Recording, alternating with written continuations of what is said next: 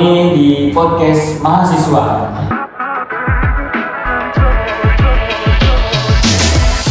Pada kesempatan kali ini, ya, pada episode kali ini kita akan ngobrol santai, ya, guna membahas A few moments later. surat Yusuf, ya, untuk menambah wawasan kita juga dan juga teman-teman di luar sana. Ya, tapi kita lihat dari sudut pandang komunikasi dan juga dakwah. Karena ini sangat relevan untuk dakwah-dakwah pada zaman sekarang. Ya, kita akan membahas. Ya, saya sudah bersama dua pemateri. Yang pertama ada saudari April dan juga ada saudari Resti. Oke, langsung saja. Yang pertama, apa yang kalian ketahui, ya, tentang hubungan Al-Quran dan juga komunikasi? A few moments later. Baik, jadi hubungan Al-Quran dan komunikasi dalam surah Yusuf itu kalau kita pikir-pikir nih guys, Al-Quran itu sebenarnya adalah komunikasi Allah ke manusia, yang artinya pesan-pesan yang disampaikan lewat Al-Quran dengan cara yang bisa dipahami, nyentuh, dan pastinya relevan banget sama kehidupan manusia zaman sekarang ya guys.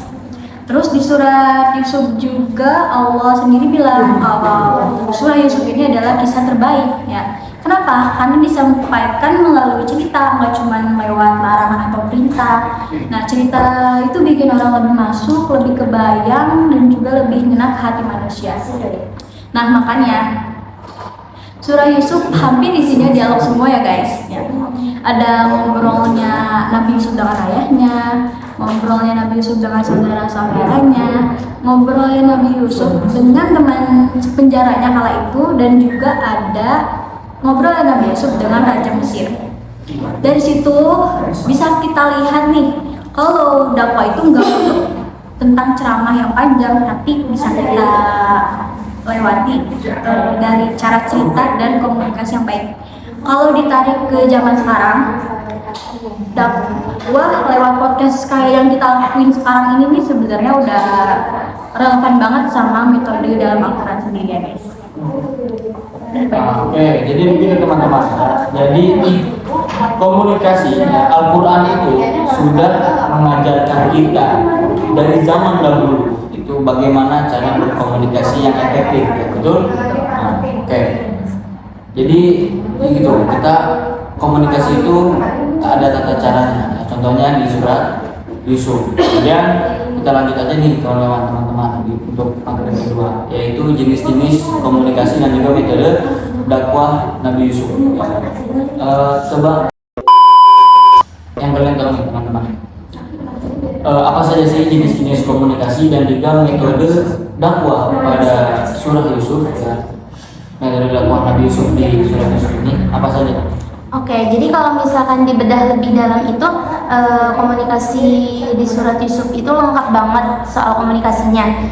Contohnya itu pertama ada kayak komunikasi interpersonal, seperti kayak Nabi Yusuf curhat ke ayahnya tentang mimpi, tapi dengan komunikasi yang sopan gitu dan kepercayaan. Yang kedua tuh ada komunikasi persuasif, waktu saudara-saudaranya Yusuf izin kepada ayahnya agar Yusuf dibolehi.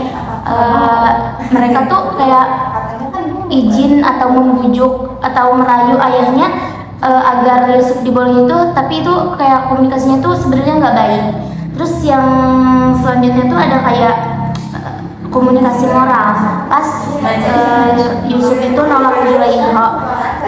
A few moments later. Kayak dia tuh menolak secara halus, tapi tegas, tapi tidak kasar gitu. Terus ada komunikasi dakwah yang ketika sebelum ia curhat tentang mimpi, dia di penjara bercerita tentang tauhid, mengajak ngobrol dulu soal tauhid. Itu artinya dakwah ini butuh pendekatan, nggak asal ngomong.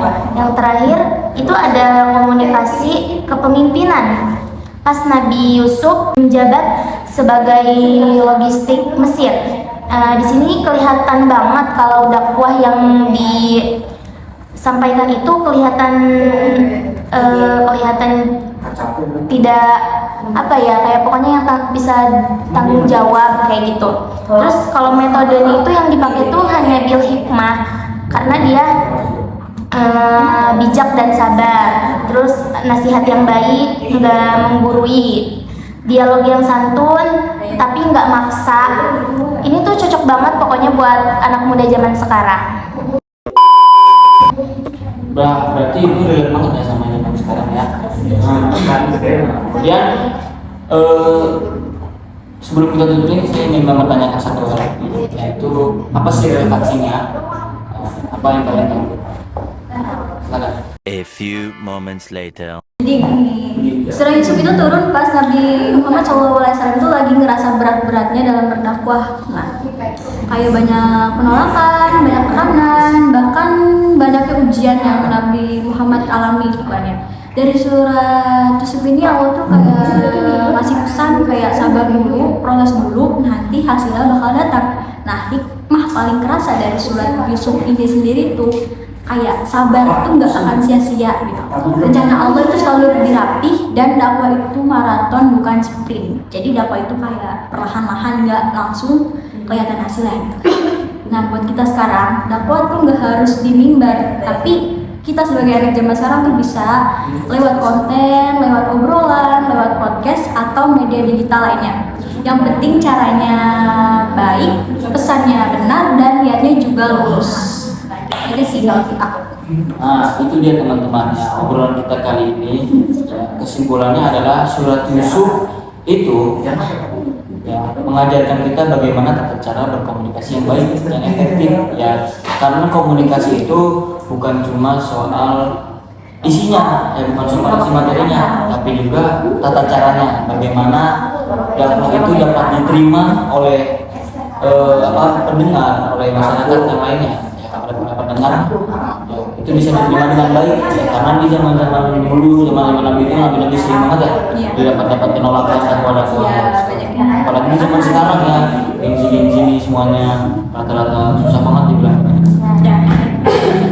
Ini saja yang bisa kami ya, semoga A few moments later. menjadi manfaat bagi kita semua ya, menambah wawasan untuk kita semua. Sekian dari kami tutup. Assalamualaikum warahmatullahi wabarakatuh.